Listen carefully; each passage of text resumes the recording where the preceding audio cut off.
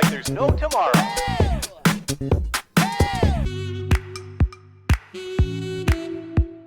C'est un métier qui mêle l'humour, qui mêle l'improvisation, qui mêle aussi une capacité d'adaptation à toute épreuve, à tout environnement, et aussi être assez sociable. C'est un travail plus social et aussi sur la situation bien analyser et bien en retirer le meilleur et l'exploiter au maximum. Au début c'était un tremplin, je pensais pas que j'allais commencer à vivre de ça, mais tu sais quand tu commences un truc et que tu es vraiment passionné, tu es vraiment à fond dedans, quoi qu'il arrive, tu essaies vraiment d'aligner tous les astres possibles pour pouvoir en faire ton métier, et c'est ça qui est le plus beau en fait. Après j'ai toujours aimé taquiner les gens, parler aux gens, être très sociable, j'ai toujours été sociable. Et ça commence à la fac, quand j'ai un peu embêté mes camarades de classe ou les profs, et avec mon meilleur pote on s'est dit tu sais quoi, je vais filmer ça. Je vais faire un petit groupe sur Snapchat pour mes potes, je leur envoie ça et puis ça prenait pas mal d'ampleur. Et à la fin j'ai dit tu sais quoi, j'ai créé ma page Instagram, Snapchat, Facebook, etc., tous mes réseaux, et j'ai publié ça pour le partager au plus grand nombre. Tout de A à Z, ça fait maintenant 2 ans et demi, 3 ans. Comme j'aime bien rester maître aussi de ce que je fais, j'aime bien avoir le contrôle sur ça, parce que voilà, c'est mon petit bébé, tu vois, c'est mon contenu, donc j'aime bien voir ce qui va sortir à la fin. Donc ouais, je fais la production, entre guillemets l'acting aussi, le marketing, j'interagis avec ma communauté, tout ce qui est contrat, etc., je négocie aussi, le montage notamment, la production aussi, et ça demande un travail colossal.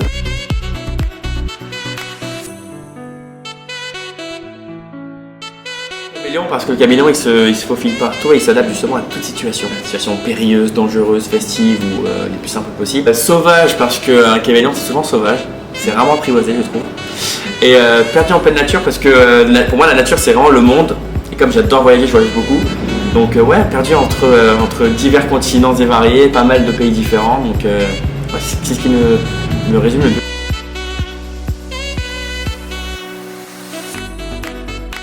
Ce qui me donne l'énergie, qui me motive pour en faire plus, c'est que je pensais jamais aller à Istanbul et voir un match de Ligue Europa entre Galatasaray et OM. Être sur le bord du terrain, mettre l'ambiance de fou et faire un peu le reporter sportif, un peu funny, un peu rigolo, tu vois. Et j'ai dit waouh, en fait là on rentre dans du lourd, on rentre dans du concret.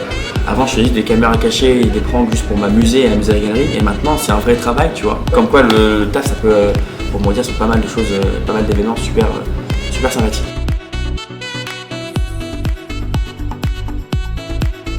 Alors New York, vraiment j'ai trop adoré, j'ai été rejoindre des potes là-bas pour le nouvel an.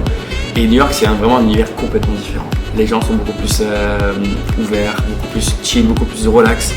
Et en termes de contenu, il y a de la matière. Notamment avec la police, je me régale.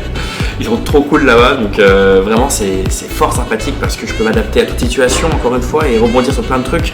En plus, vu que je peux faire l'accent anglais et aussi je parle grave français avec un accent like this, you know, if you do like this, American don't understand. Et pour les Français qui comprennent un peu l'anglais, c'est parodique en fait. Parce que ici en France, je fais l'américain ou le british bien huppé, mais là-bas je fais le français mais qui ne comprend absolument rien, qui parle très très mal. C'est intéressant de voir les deux points de vue et ça marche.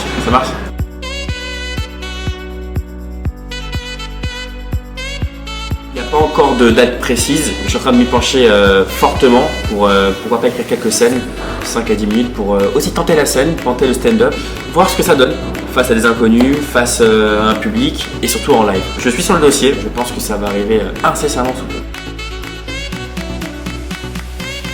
Projet futur, ça serait éventuellement production et réalisation de ma propre web-série que je suis en train d'écrire actuellement avec pas mal de guests notamment dedans et des personnages que vous connaissez très fortement, je suis sûr.